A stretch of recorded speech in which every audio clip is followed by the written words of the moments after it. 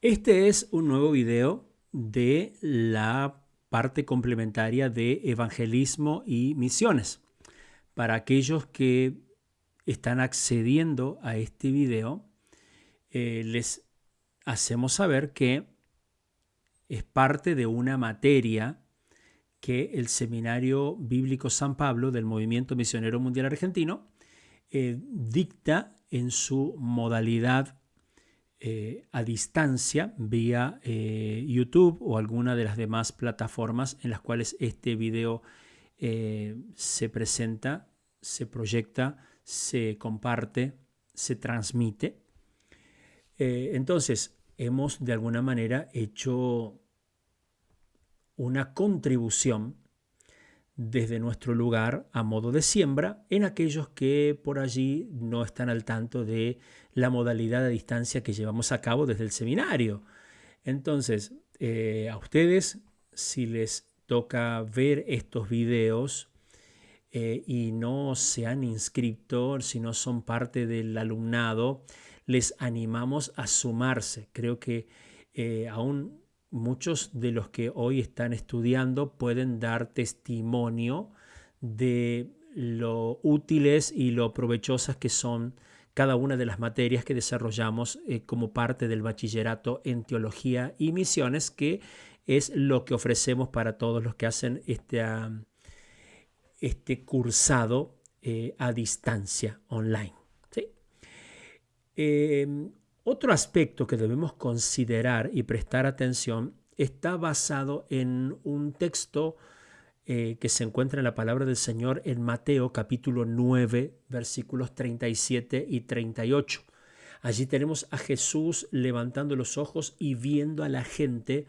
Dice que los vio desamparados y dispersos como ovejas que no tienen un pastor. Y frente a esa visión, mientras a esa vista panorámica tan desoladora, dijo el Señor, aún así rueguen al Señor, al dueño de la cosecha, que Él se consiga de más obreros para que puedan levantar la cosecha que está en el campo. A eso me refiero. Vamos a trabajar acerca del rogar al Señor de la mies, rogando al Señor de la mies. Sobre eso va a girar esta lección. En el mundo en el que ustedes y yo vivimos, generalmente son los líderes políticos y líderes en distintas áreas los que observan a la gente y la ven como una fuente de ganancia, como la oportunidad de valerse del esfuerzo de la gente para su propio beneficio. Entonces, así en algunos lugares surgen líderes explotadores con una mentalidad totalmente mezquina, egoísta, que solamente quiere ganar a costillas del sufrimiento de los demás. Pero viendo este pasaje de Mateo 9, 37 y 38, vamos a ver que por el contrario, el Señor Jesús, al ver a las multitudes, dice que Él tuvo compasión, sus entrañas fueron conmovidas, pues Él observaba que esa gente parecían como ovejas que no tienen pastor. Y también compara a toda esa gente como una cosecha a punto de ser levantada, una cosecha a punto de ser, valga la redundancia, cosechada. Ahora, esa compasión que Jesús tenía no lo llevó solamente a decir, qué tremendo, qué bárbaro, ¿eh? Y bueno, ¿será que Dios algún día va a hacer algo? No, esa compasión lo movilizaba al Señor a ir incansablemente de ciudad en ciudad, de pueblo en pueblo, de aldea en aldea, de paraje en paraje, para predicarles, para enseñarles, para sanarles, tanto física como espiritualmente. Pero su visión en cuanto a los obreros para la cosecha estaba cargado, sí, de una angustia y una necesidad muy grande. Jesús dijo, estoy viendo de que la multitud de hacer cosechada, la mies, dice, la cosecha es mucha y los obreros son pocos. Pero a la vez, en esa misma frase también Él nos da la solución para esta grande complicación que tiene la labor misionera. Rueguen al Señor, dice otra versión que la tengo aquí anotada, oren que el Señor de la mies consiga más obreros para el campo. Porque es tan grande la mies y hay tan pocos obreros.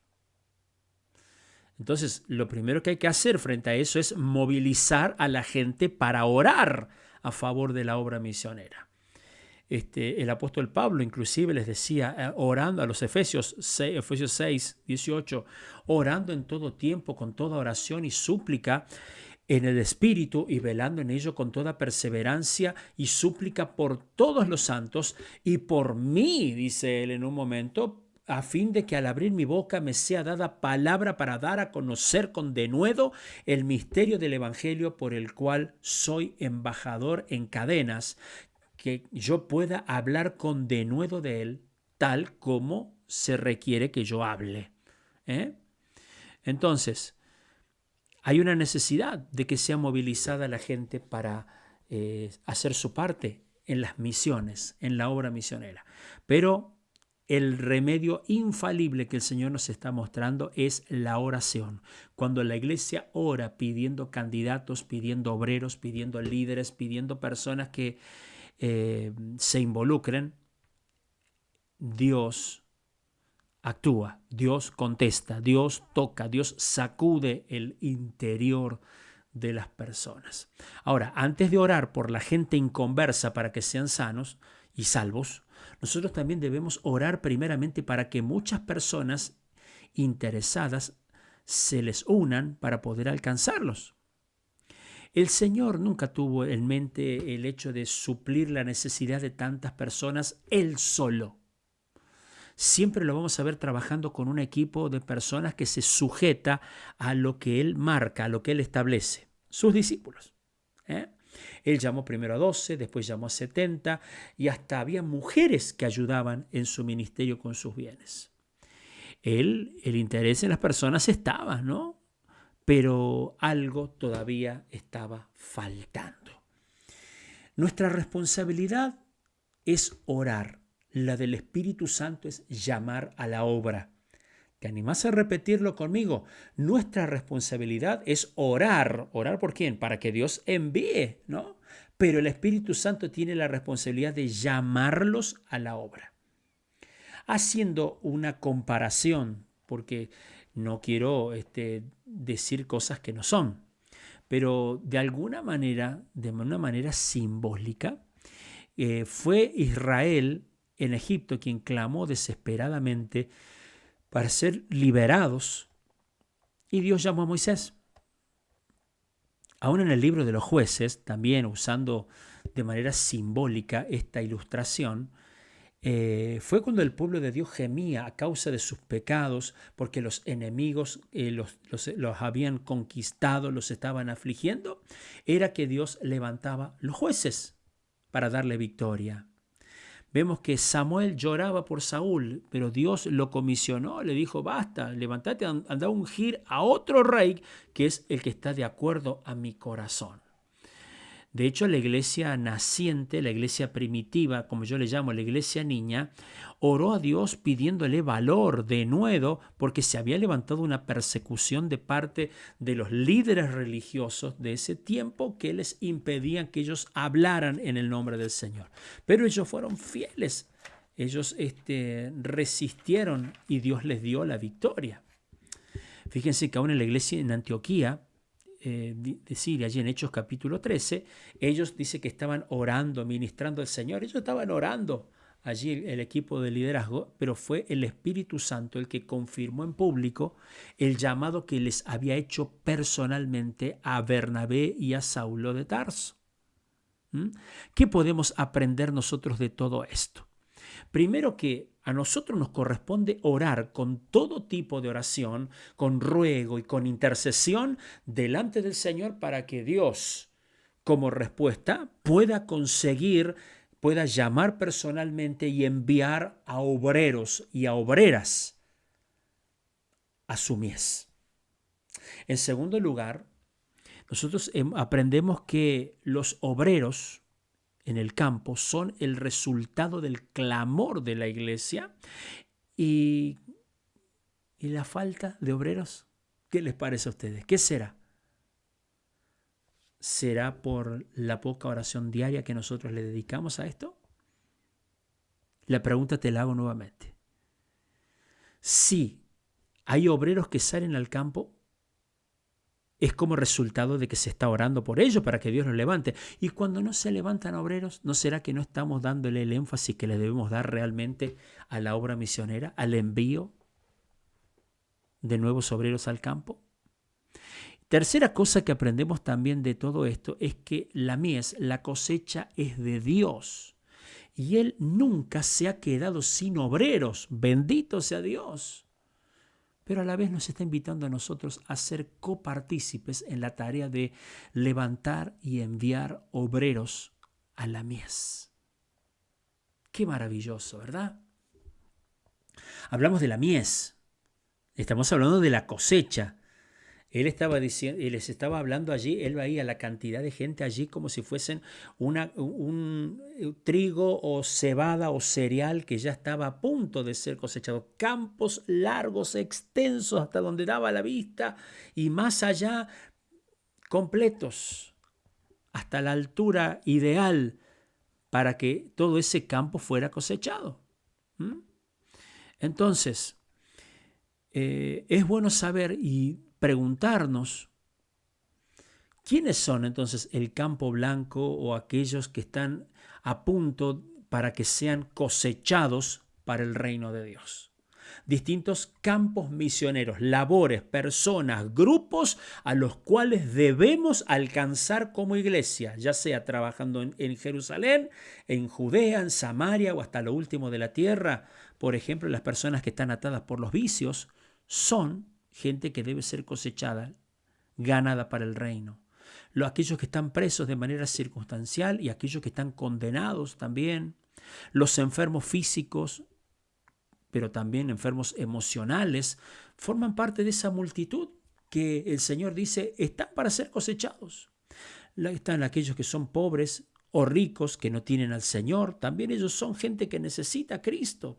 La gente explotada, aquellos que son iletrados, analfabetos, también para ellos es el Evangelio.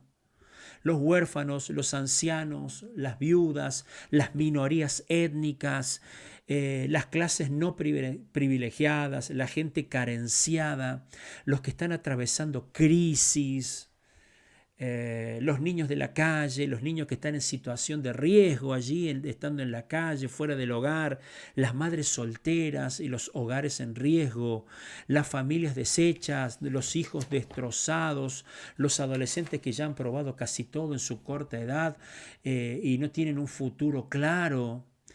Todas esas personas son las ovejas desamparadas y dispersas y la cosecha de pronto que todavía no ha sido levantada y que es el tiempo de hacerlo. ¿Sí? Entonces, creo que deberíamos decirle, Señor, ayúdame a mirar con tus ojos, como dice aquel coro, ¿no? Yo quiero sentir con tu corazón. No quiero vivir más siendo insensible a tanta necesidad, oh Jesucristo. ¿Estás viendo a las personas como el Señor las ve? Listas, esperando que alguien vaya y les predique para que ellos se entreguen al Señor. Tal vez como dijo el Señor hablándole a la iglesia de la Odisea, unge tus ojos con colirio para que veas. Yo creo que la iglesia padece un gran problema de enfermedad, problema en su visión y no puede mirar correctamente.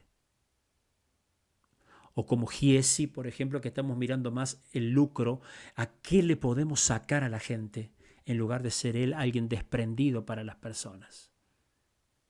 Si nosotros no podemos ver a las personas como Dios las ve, vamos a permanecer siempre indiferentes y encima indolentes, mientras que otros están esperando que nosotros vayamos a ellos. Seguramente continúas conmigo, ¿verdad? Rueguen que al Señor de la mies que envíe obreros.